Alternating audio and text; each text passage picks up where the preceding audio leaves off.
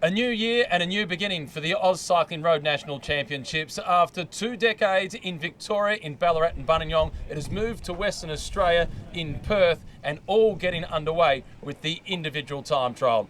Preparations and anxiety before the start, and then one of the local favourites, Connor Wright, rolled down the ramp. The Australian mountain bike champion was certainly one to watch. Eventually, he missed out on the podium, but he has marked himself as a star of the future of not just mountain biking, but Australian road cycling. One of the pre-race favourites was the rider from the Victorian Institute of Sport, Max Gould, who got off to a flyer. At the midway checkpoint, after one lap, he was leading by more than 20 seconds, and Gould looked set for the gold medal. But a treacherous final corner with just 50 metres to go, and it all came unstuck for Gould. But at just 18 years of age, he maintained his composure, got himself rolling once again, and managed to get across the line to take the victory by the narrowest of margins. Gould taking the gold medal by just 5 seconds, and it was a sigh of relief and pain for Gould after he crossed the finish line. That last 50 metres almost spoiled all that good work, but you managed to get there. Oh yeah, for sure. I was a bit stressed in the last 50 metres. I didn't know how much time I had, so I was just like pedaling with one foot as hard as I could. But yeah, I'm super happy. In second position, it was Lucas Stevenson. In third place, taking home the bronze medal, was Fletcher Medway.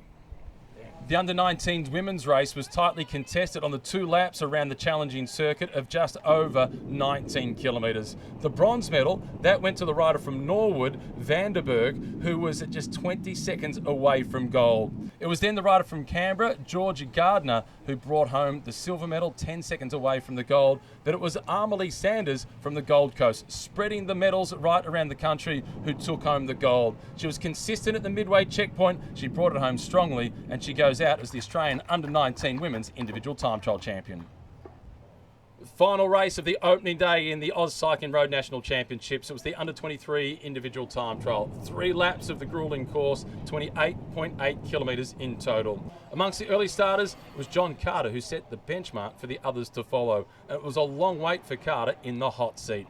The last 2 riders to start were the pre-race favourites, Fergus Browning and Zach Marriage. Browning, 1 year ago, he took out the road title, twice 5th in the individual time trial. He was looking to make a statement, and a statement he did make. He was up at the first checkpoint until it was then the last starter, Zach Marriage, who came through, flying through the opening check with an average speed of more than 48 kilometres per hour.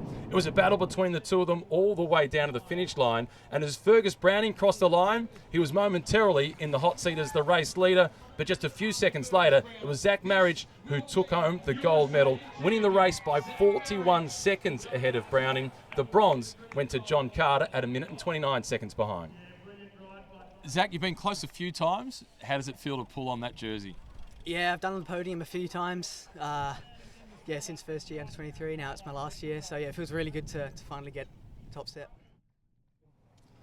Day 2 of the AusCycling Road National Championships once again will be the individual time trials, and it all starts with the paracyclists who had great success in Paris at the Paralympics in 2024, and it will be the final time that we see one of our very best, Carol Cook, in action. She'll be amongst the early starters. Then it's across to the elite women, where Grace Brown, the Olympic champion, she's retired, so who will it be who takes out the national title there? And Luke Durbridge, Luke Plapp and Jay Vine, they've all been the Australian champions against the clock. Which one will come out on top on this occasion?